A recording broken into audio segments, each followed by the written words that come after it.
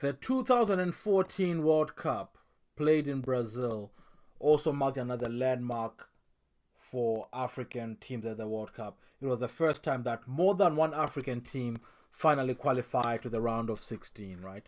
So while Ghana and Cameroon both collected disappointing results, apart from Ghana's 2-2 draw with Germany went on to win the tournament. We saw Ghana become the only team in the tournament not to lose against the Germans in the entire tournament. So that's got to count for something, right? Even though Ghana also played the US of A in the third straight World Cup that they've played against the US, and this time they lost 2-1. Remember that Clint Dempsey and Joshua Brooks, while Ghana had equalized with Andre Ayew. So indeed, but Cameroon was meddling and eventually ended up fourth in the group, even though they had done it. Ivory Coast were also knocked out in the first round after a last-minute penalty kick against Greece, and ended up third in Group C above Japan, who they defeated 2-1 in their first match. I remember that Japanese match because Drogba, who's now getting older, the legendary Drogba, but he comes on, I think they were down 1-0, he comes on, the cheers just as Drogba walks up to the sideline. What a cult legend he is. It was raucous, but he comes in and immediately gets in the mix of things, and they end up winning 2-1. So that would have been a good team to qualify, but they didn't. Africa's pride, however, was saved by both Nigeria and Algeria. Nigeria had kicked off their Group F campaign with a disappointing 0-0 draw against Iran. Then they beat Bosnia-Herzegovina. Then they lost 3-2 to Argentina in their final match. Also continuing another rivalry, because remember, Messi likes to score against Nigeria.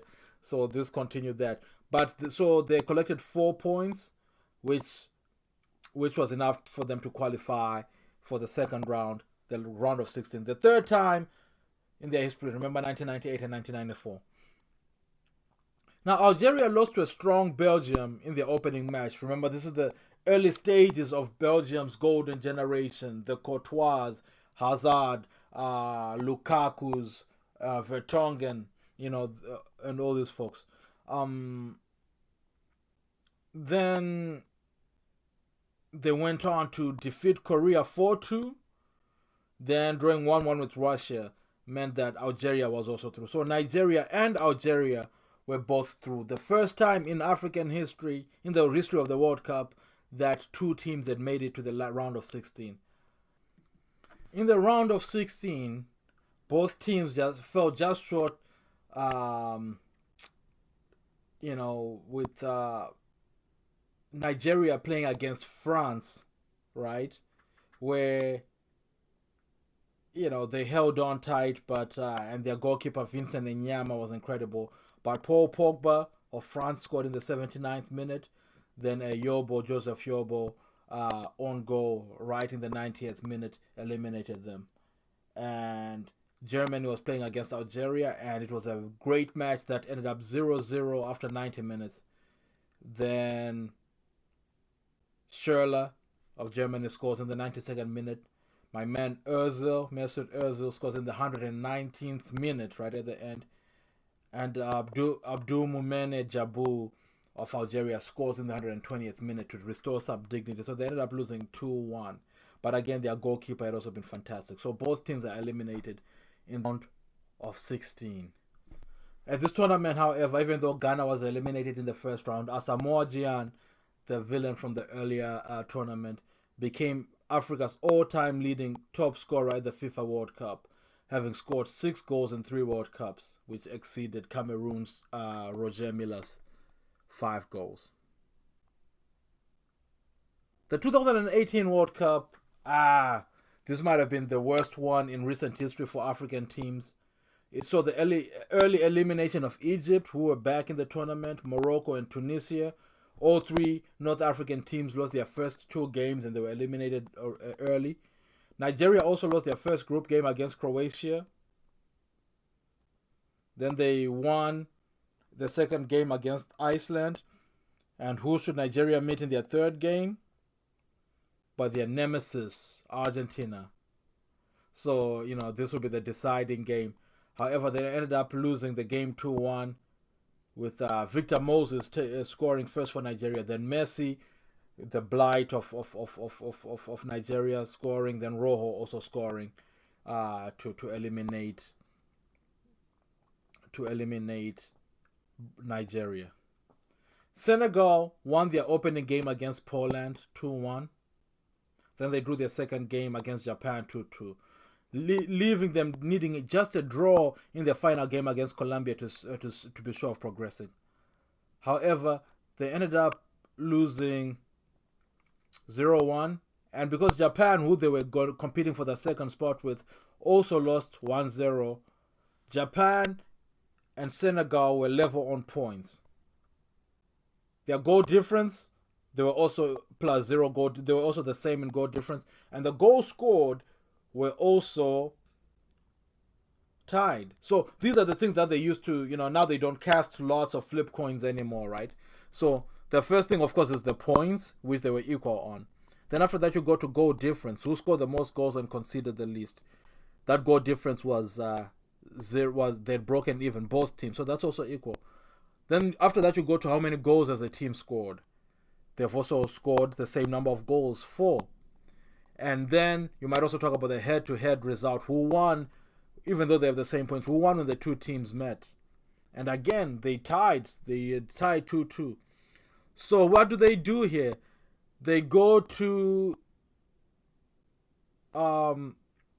fair play, right? Which is to say, they'll look at your disciplinary record as far as yellow cards and red cards, and whoever did better there, whoever had less yellow cards and red cards, less fouls, they qualify. It was the first time ever that this had been used, and Senegal becomes the first team ever to be eliminated this year, this way, having received 6 yellow cards compared to Japan's 4 over the course of the 3 games. So just a little more discipline, they could have qualified. But that means in 2018, there were no African teams at the World Cup.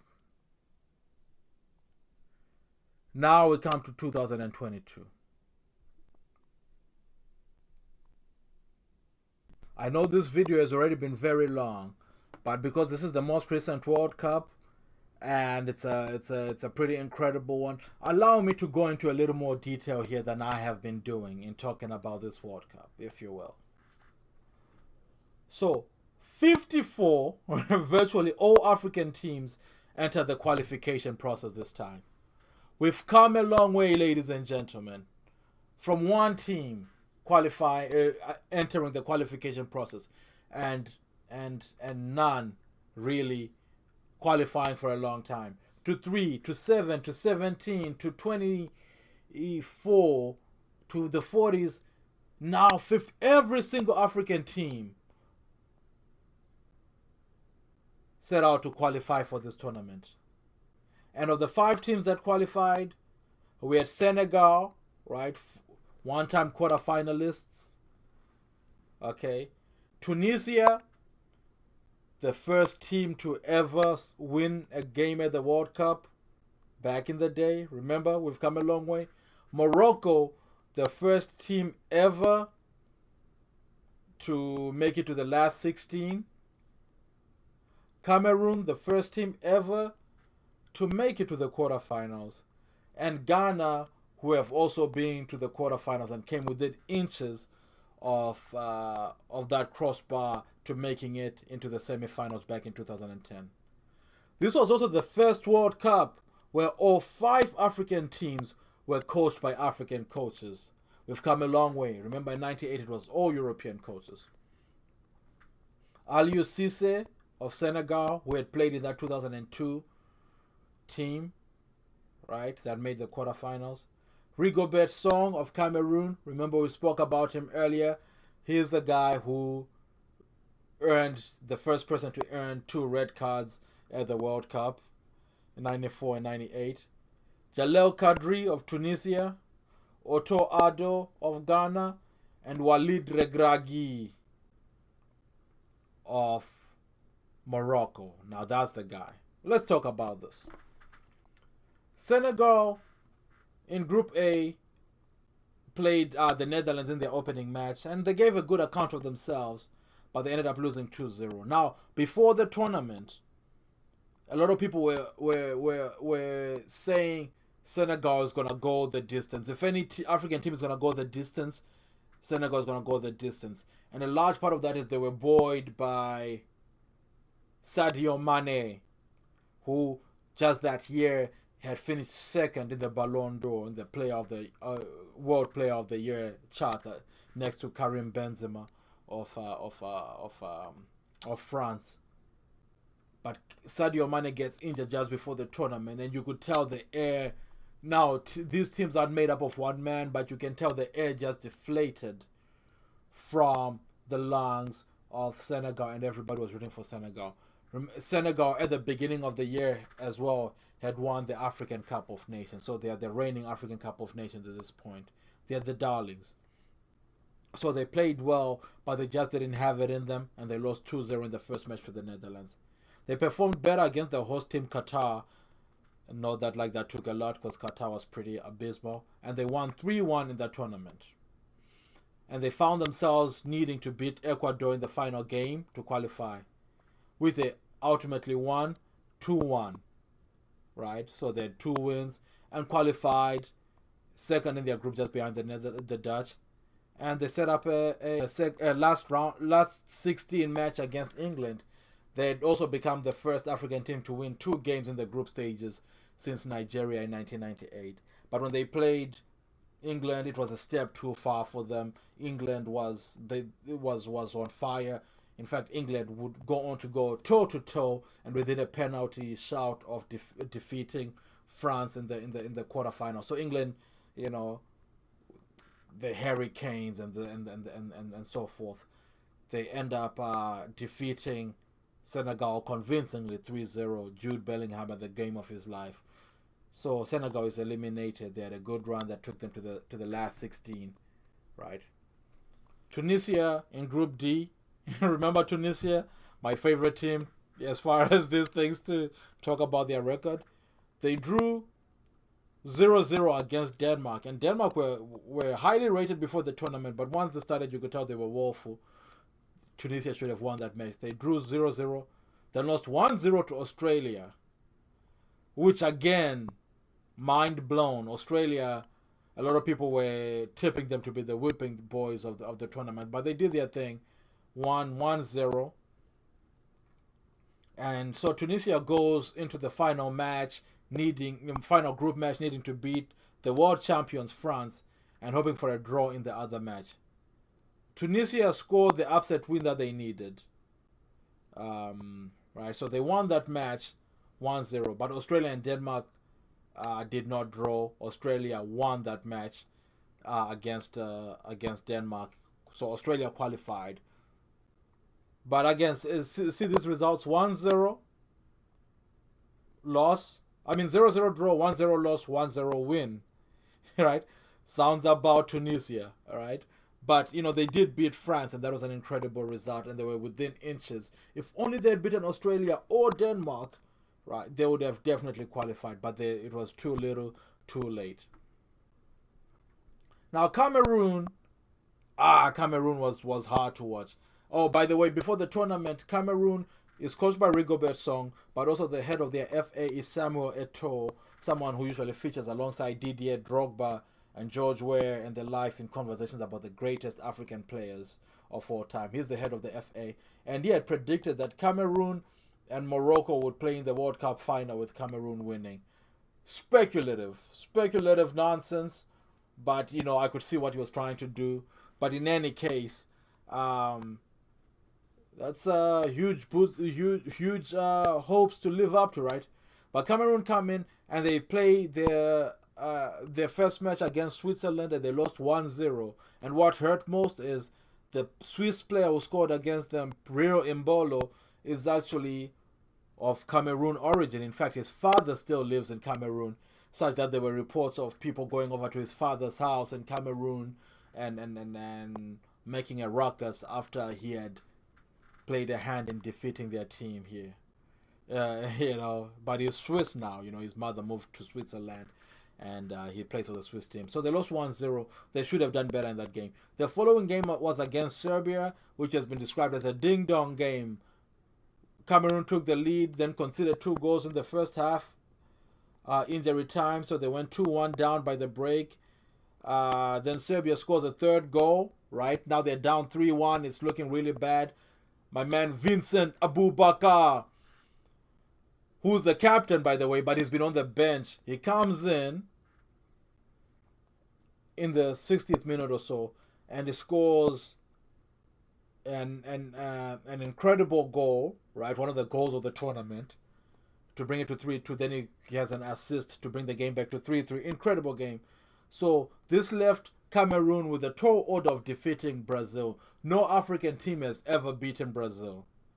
So they go on against Brazil, and surprisingly, they did go on to win.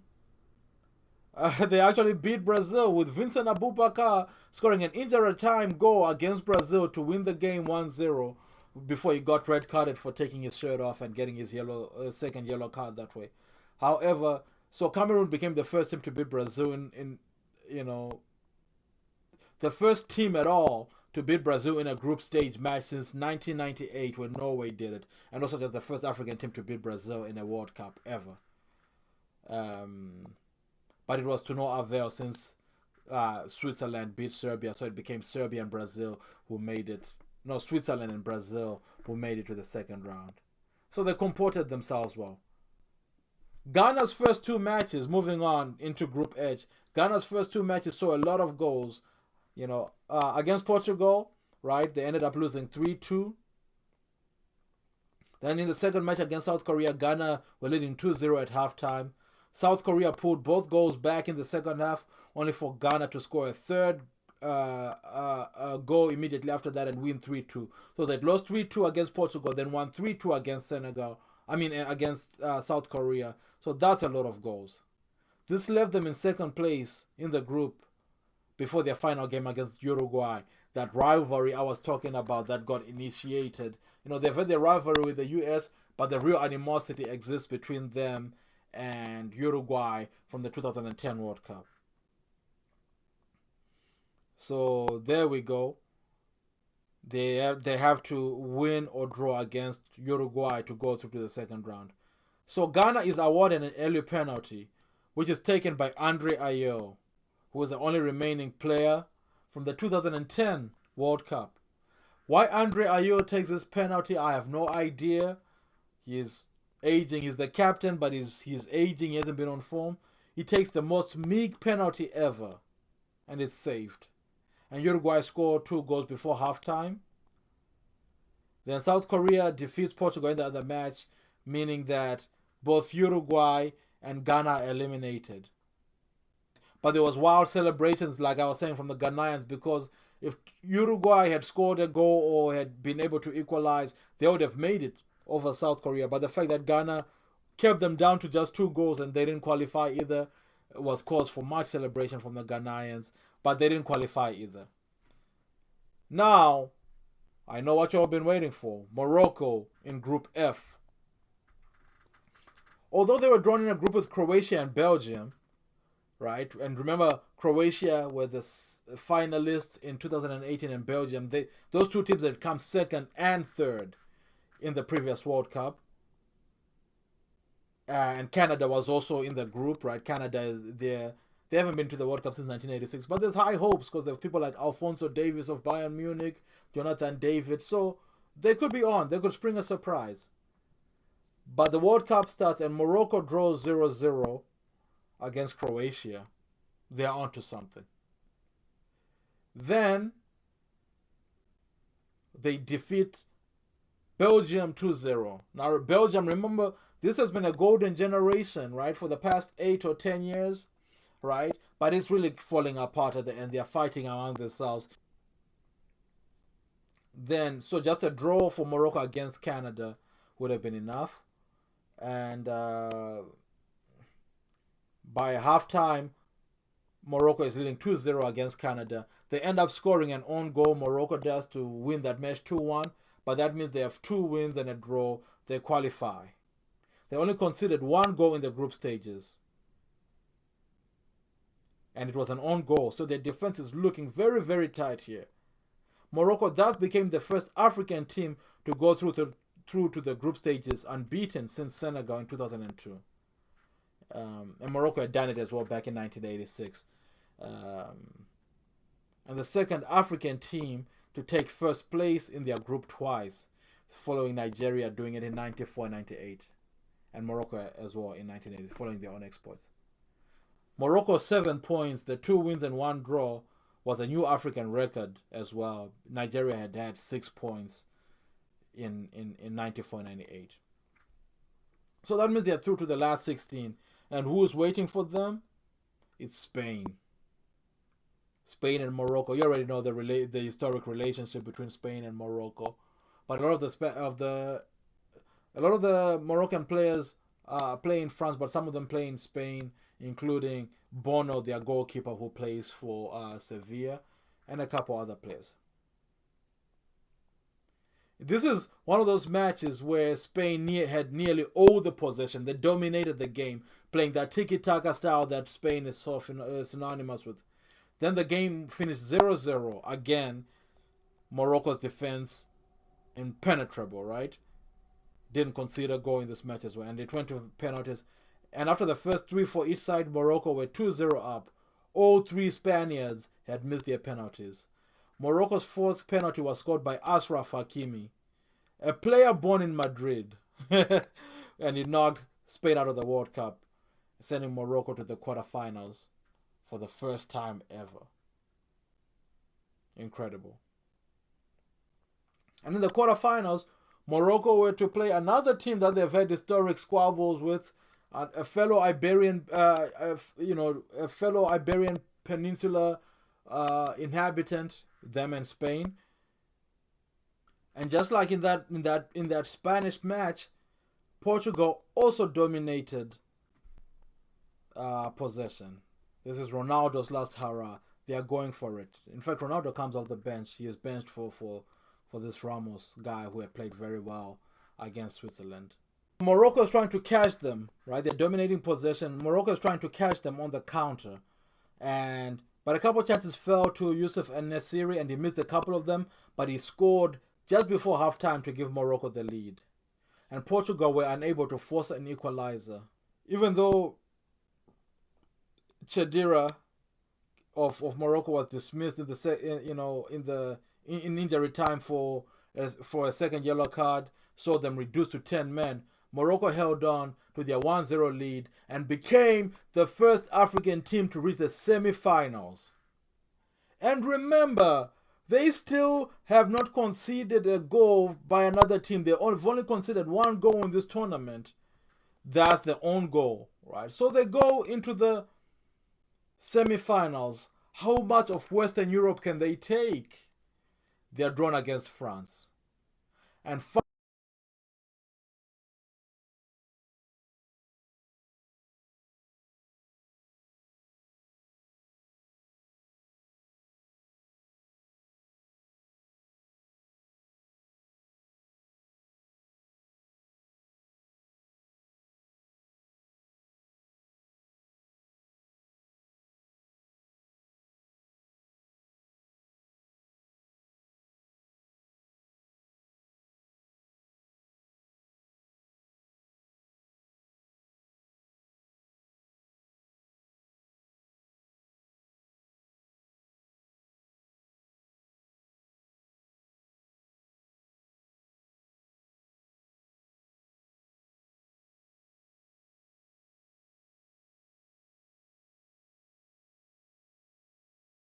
Morocco's fairy tale journey comes to an end as Theo Hernandez and later on Rando Kolo Muani score to defeat them 2-0. This was the first time actually in those games that Morocco actually dominated possession against the French. But